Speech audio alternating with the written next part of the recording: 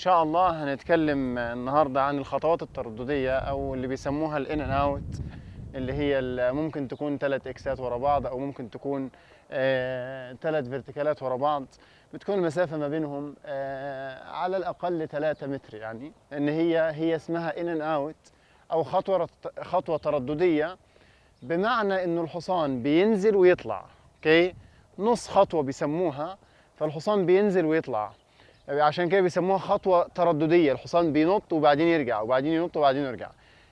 هي شغلتها أو تطوير الجزء الخلفي أو تطوير الأرجل للحصان، الاندفاعية.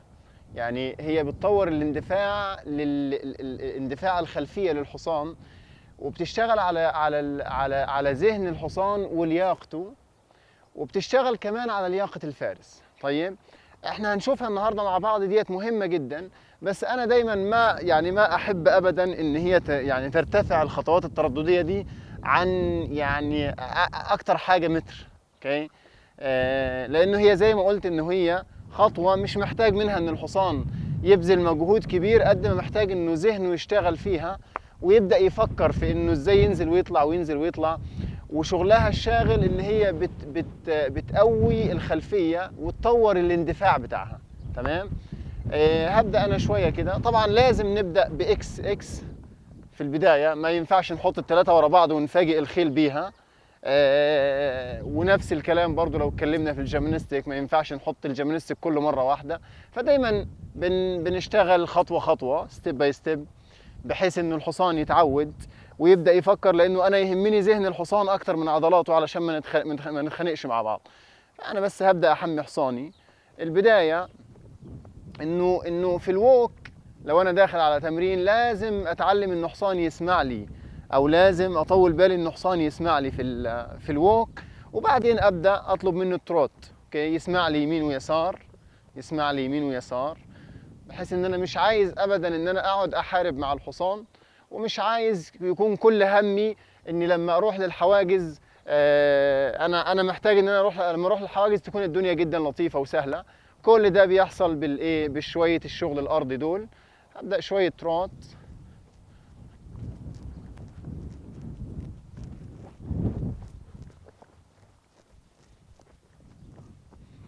في البدايه دايما بنقول انه اول حاجه ما تطلبش من حصانك غير انه يكون قدام رجلك. رجلي دايما شغاله بالطريقه دي.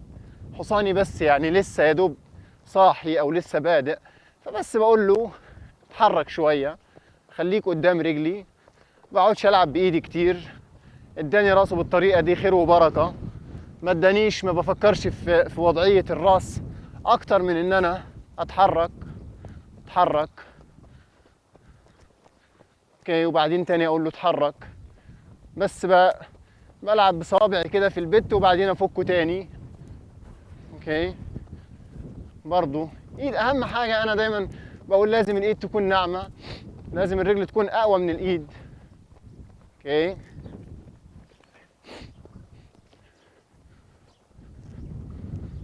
ابدا ادخل بيه يمين ويسار.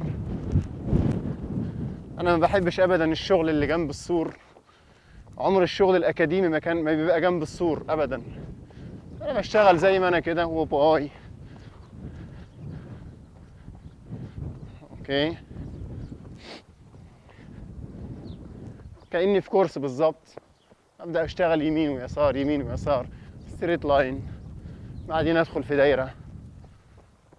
اهم حاجه رجلي بتقول له اتحرك.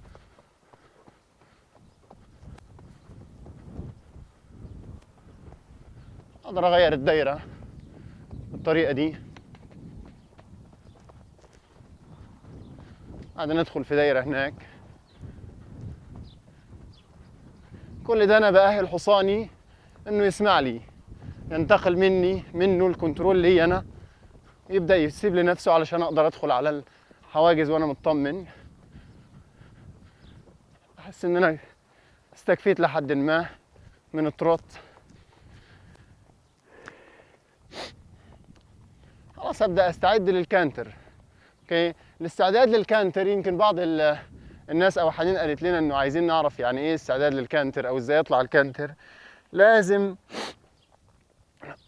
لازم حصاني اول حاجه اشوفه سامع رجلي ولا لا. سامع رجلي ولا لا بمعنى ايه؟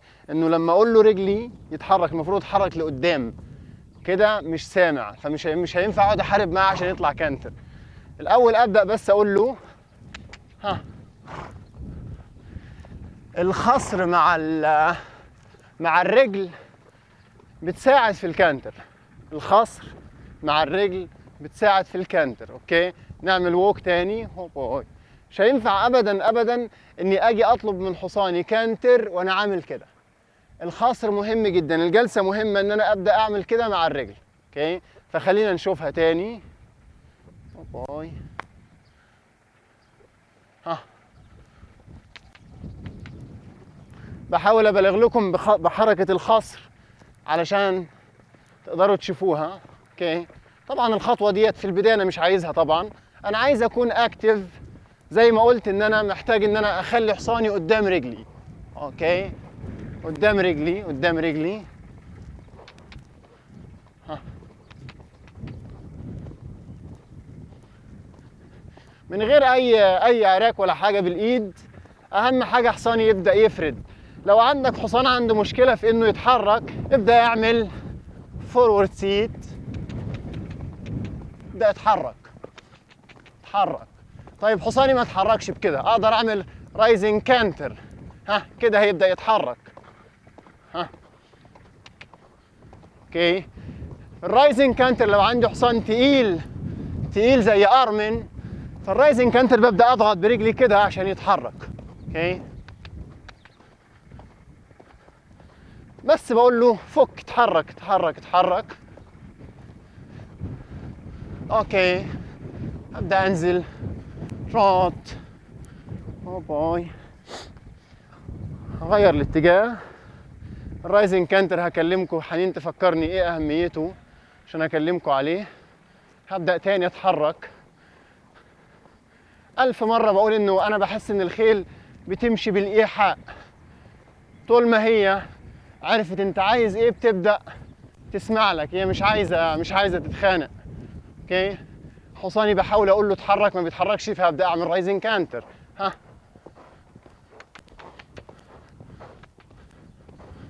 اوكي، الرايزنج كانتر لما اجي انزل اضغط بطن الحصان اكتر كاني بدفه كده. اوكي، بس علشان خاطر افك حصاني، بدل ما اقعد اضرب بقى والناس يشوفوا رجلي شكلها وحش. لا، انا بحس انه الرايزنج كانتر هيديني اللي انا عاوزه. ها. اوكي، بس ببدا اخلي حصاني يتحرك عشان يتنشط شويه بس. اوباي. اوكي، طيب هبدا دلوقتي في التمرين اللي هو الان ان اوت او. طيب انا دلوقتي حميت حصاني، هبدا ادخل على الان ان اوت. اوكي، طبعا الان ان اوت ده دائما بيكون قبل المسافات اللي هي شرحناها او قبل الجيمناستيك، بس انا حبيت افرده لكم في حلقه لحاله علشان تقدروا تعرفوا ايه اهميته. يقدر يكون كده بس مفيد جدا لو عملته كده. بس اهم حاجه ان انا لا اضيقه بزياده عن 3 ولا اوسعه بزياده. فالحصان الخطوات بتاعه الخيل مدروسه ومحسوبه. يعني ما ينفعش انا العب فيها واقول لا علشان ازنق حصاني بزياده اخليها 2 متر. انا دايما بقول انه في البيت في القفز بالذات لازم اكبر قلب الحصان علشان يطمن للحواجز. فلو رحت بطوله وغلطت عليه غلطه فاوريدي قلبه كبير.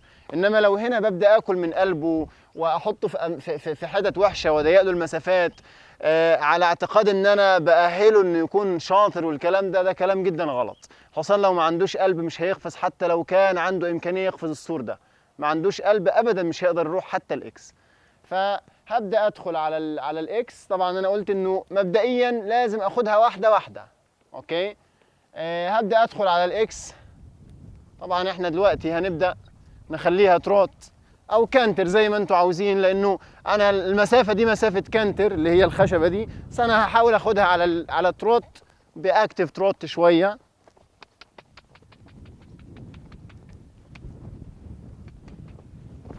اوكي. او باي. تاني هاخدها المرة الجاية من الناحية التانية على الكانتر، اشرح لكم ان شاء الله المسافات هتكون ازاي. يلا بينا. ابدا اتحرك برضو، اتحرك دايما عيني ما دام بقفز انسوا الارض بقى، عينك دايما على الحواجز. اوكي 2 3 ها. اوكي ووك. انا احط الاكس الثاني يا شباب. طيب انا بدات الاول باكس، بعدين بدات باثنين، بعدين حطيت الثلاثه. اوكي احنا هنحاول نشوف الخيل ازاي بتستخدم نفسها هنا، خاصه الخلفيه، والحصان ازاي بينزل ويطلع ينزل ويطلع. عشان كده قلنا ان هم سموها الخطوات التردديه. التردديه دي يمكن لسه اول مره انتوا تسمعوها، بيقولوا عليها دايما الان ان اوت. هبدا ادخل دلوقتي. اوكي الفكره فيه انك ما تساعدش حصانك خالص، يعني وصله صح وما تحاولش تحميه. هي الفكره ان الخيل تستخدم نفسها. يعني ايه وصله صح؟ يعني ابدا حط قوه هنا دلوقتي عشان حصانك هينط 3 اكسات ورا بعض. فالفكره ان انت توديه صح وتقول له شكرا، ما تحاولش تساعده. طيب اوكي اوكي اوكي تمام. هرفع يا بلال 3. لو خدت بالك هتلاقيني برمي الرين تماما. انا مش عايز اقعد اشد واقعد احاول ان انا احميه انه ما يطيحش والكلام ده. لا لا بالعكس، الفكره انك سيبه الموضوع انك ما تحميه. طيب هنبدا ايه نرفعها 3 كده.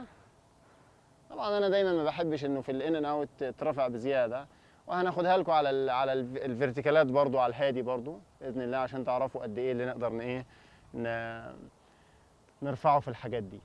ورطه لو رفعت عن متر و10 الخيل بتورط، لانه هنا مفيش حاجه اسمها يعني مفيش حته الحصان يحط فيه قوه. هو بينزل من هنا بيطلع هنا، بينزل من هنا بيطلع هنا.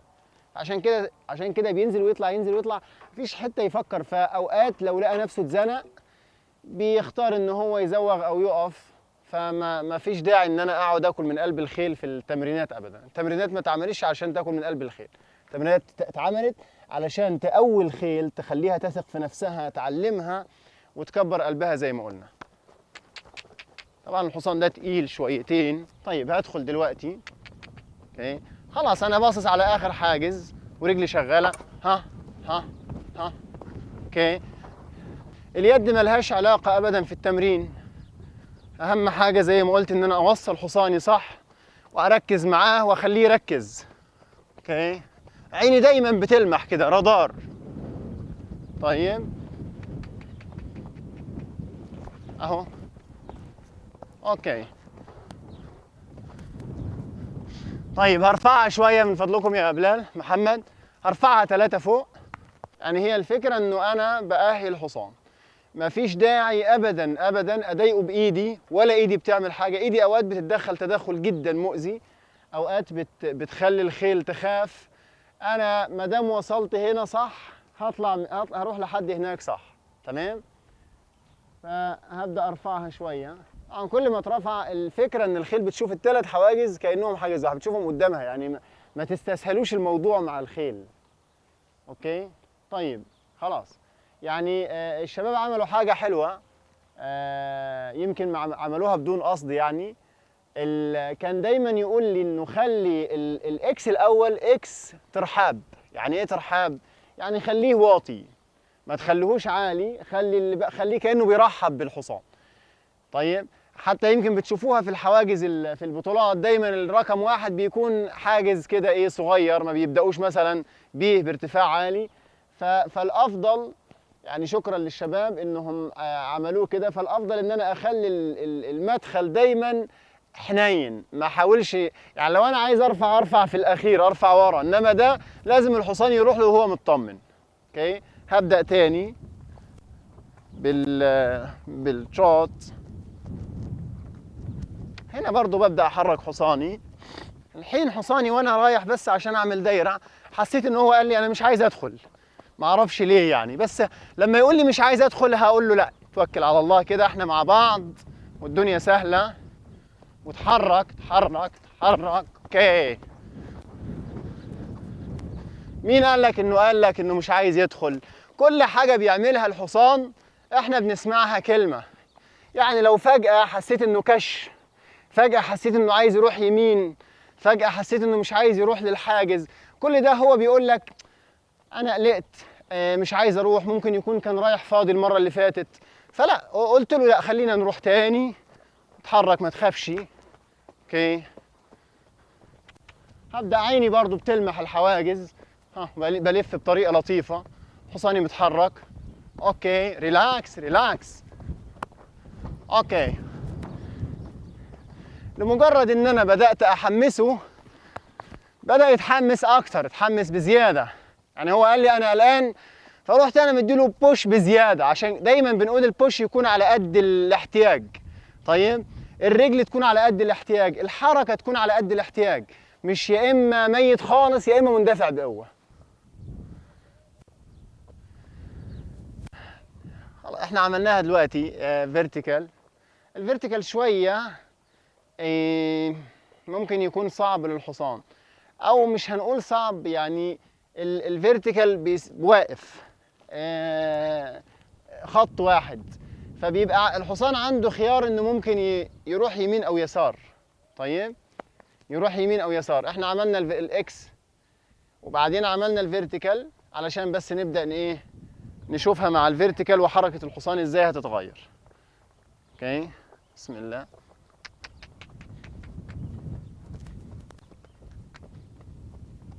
كل اللي انا بعمله هنا اهم من اللي انا هعمله هناك. هنا ببدا اقول له حصان يتحرك شويه وخليك معايا. اوكي، مش ما ينفعش هناك اروح احل مشاكل. شايفين بدا يرجع ازاي؟ اوكي. اوهو، مره كمان.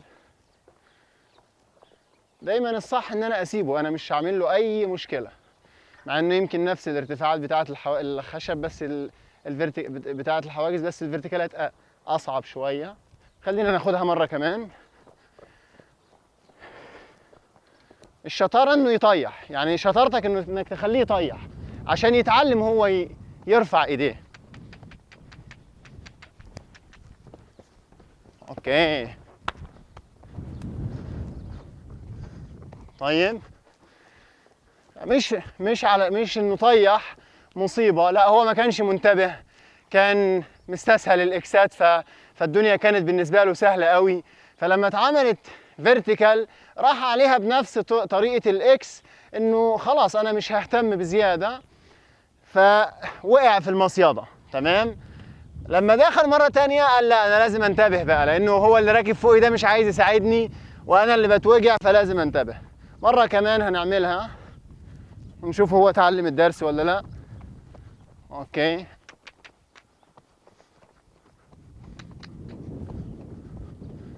ريلاكس ريلاكس.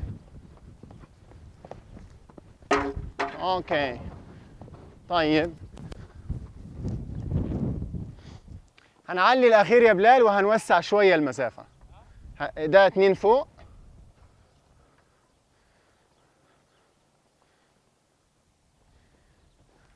ايوه كويس، وخلي المسافه شويه وسيعه.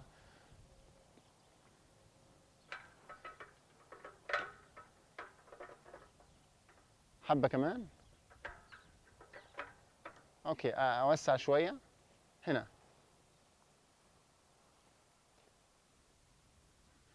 تمام كده، وهذه كمان. اوعى تظن انه الناس اللي بيعملوا فيديوهات او الناس اللي بتشوفهم ما بيوقعوش في المصايد دايما مع الخيل، خيلهم ما بتوقعش خيلهم، لا بالعكس، كل اللي راكب حصان فوق، كل اللي فوق ظهر حصان بتواجهه نفس المشاكل اللي بتواجهك. طيب، القصة خلي ده زي ما هو يا بلال. القصة انه انا زي ما قلت هنا، التمارين دي بتخلي الخيل تنتبه. تمام. يعني احنا قلنا في بداية التمرين انه بيشتغل على ذهن الحصان، على ذهنه، بمعنى انه هنا محتاج انه يعمل كده وهنا محتاج انه يعمل كده، فمحتاج يلم ايديه بسرعة، ومحتاج الخلفية بتاعته تدفع بقوة. هو لازم يتعلم ده. ما ينفعش ابدا باي حال من الاحوال اقعد اساعده على الحاجات دي. طبعا الارتفاع ده انا جدا ما برضاهوش، يعني انا حاسس انه تو ماتش بالنسبه للان ان اوت، انا حاسس انه تو ماتش. طيب بس انا هاخده مره كمان. يعني هي الفكره مش بالارتفاع خالص قد ما الاداء، وانت تكون راضي على الاداء وخلاص.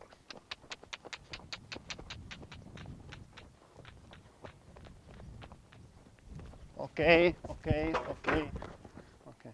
مره اخيره، هاخدها مره اخيره.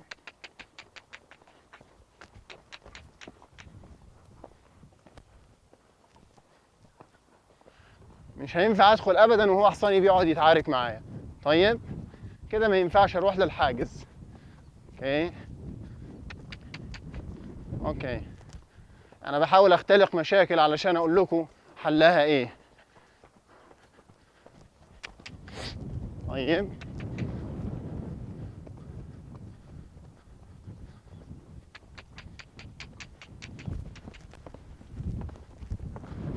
اوكي.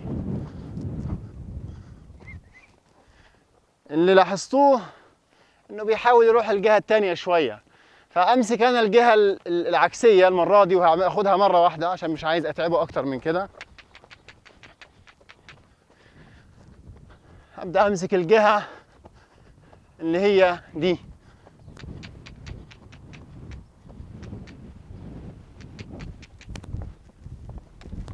اوكي شكرا يا ارمن. التمرين ده على قد ما هو صغير، على قد ما هو مجهد جدا للخيل. الخيل يعني بتبذل فيه مجهود جامد قوي. تمام. عشان كده دايما مش مستحب ان هو يترفع بالشكل ده. في ناس بترفعه اكتر من كده طبعا، ومعمول علشان بعض الناس بيعملوه برضو لتجهيز الخيل قبل البطولات وكده. بس زي ما قلت انه دايما انا محتاج اروح البطولة وحصاني قلبه قد كده، علشان 100% هغلط على حاجز، يعني على خشب، على اوكسر، على فيرتيكال، على بروكن لاين، مش هجيبه صح.